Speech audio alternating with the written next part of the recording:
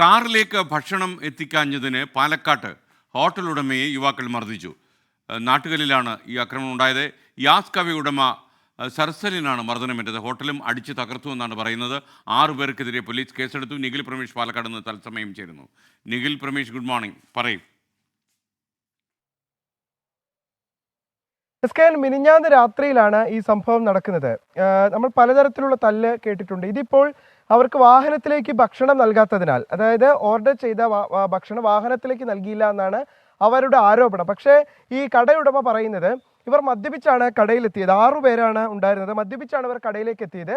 ആദ്യം അവിടുത്തെ ജീവനക്കാരെയും ഉടമയും ഒക്കെ ഇവർ കേട്ടാൽ അറയ്ക്കുന്ന രീതിയിലുള്ള ചീത്ത വിളിക്കുന്നു. അതിനുശേഷം ഭക്ഷണം ഈ ഉള്ളിലേക്ക്, അതായത് അവരുടെ വാഹനത്തിനകത്തേക്ക് നൽകാൻ ആവശ്യപ്പെടുന്നു.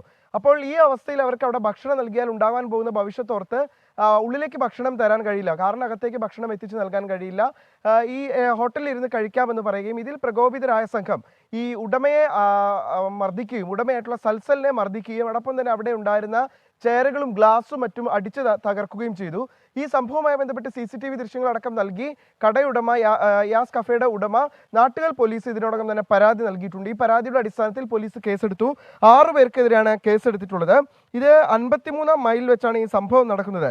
ഈ കടയുടമയുടെ പരാതിയിൽ നാട്ടുകൽ സ്വദേശികളായ യൂസഫ്, ഷുക്കൂർ, ഷിഹാബ്, റാഷിദ്, ബാദുഷ എന്നിവർക്കും കണ്ടാൽ അറിയാവുന്ന ഒരാൾക്കെതിരെയാണ് ഇപ്പോൾ കേസെടുക്കുന്ന സാഹചര്യം ഉണ്ടായിട്ടുള്ളത്. പ്രതികളെ ഇതുവരെ പിടികൂടാൻ വേണ്ടി കഴിഞ്ഞിട്ടില്ല. ഇവർ ഒളിവിലാണ് എന്നുള്ളതാണ് മനസ്സിലാക്കുന്നത്. എന്തായാലും മദ്യലഹരിയിലായിരുന്നു ഈ യുവാക്കൾ എന്നുള്ളതാണ് മനസ്സിലാക്കുന്നത്. ഇതിന്റെ അടിസ്ഥാനത്തിലാണ് ഈ കടയുടമയോട് അകാരണമായി തട്ടിക്കയറുകയും അദ്ദേഹത്തെ മർദ്ദിക്കുകയും ചെയ്യുന്ന സാഹചര്യം ഉണ്ടായത് എന്നാണ് വ്യക്തമാക്കുന്നത്.